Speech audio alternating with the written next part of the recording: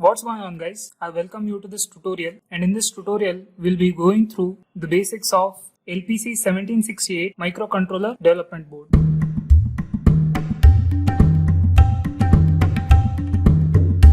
LPC 1768 belongs to Cortex M3 series. So here we have LPC 1768 development board that which consists of base board and daughter board. So if you observe over here, the PCB board that which is beneath is the base board, and the PCB microcontroller board that is sitting on top of base board is called as daughter board.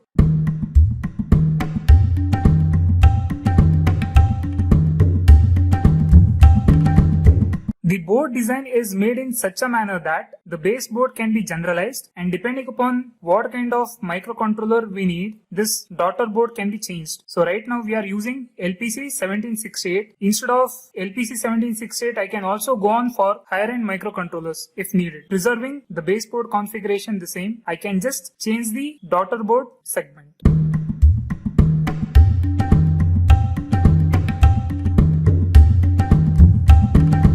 In order to power up LPC 1768 development board, we have DC power jack female plug barrel connector over here, and next to it we have USB 2.0 type B jack. I can power up this board either giving DC power supply through barrel connector, or I can also make use of the serial cable provided. By using serial cable, I can dump code as well as power up this development board.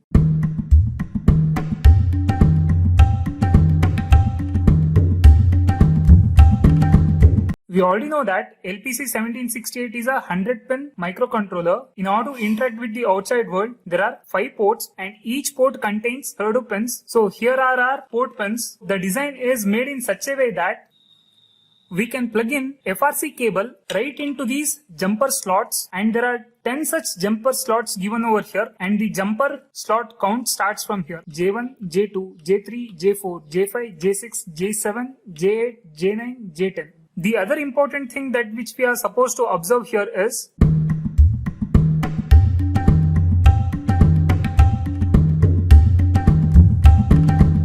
reset button as well as ISP button. ISP is an acronym for in-system programming, and reset button is used to reset the development board. When the reset button is pressed, reset vector sequence will come into action, and ISP button is used to bring the entire development board from run mode to boot mode, and we can program this board only in boot mode.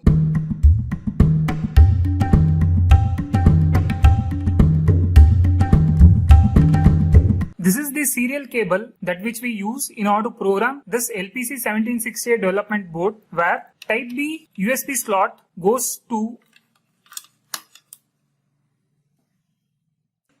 LPC 1768 development board, and the other end of the serial cable that which is of type A goes to any of the USB slot of the laptop or your desktop computer.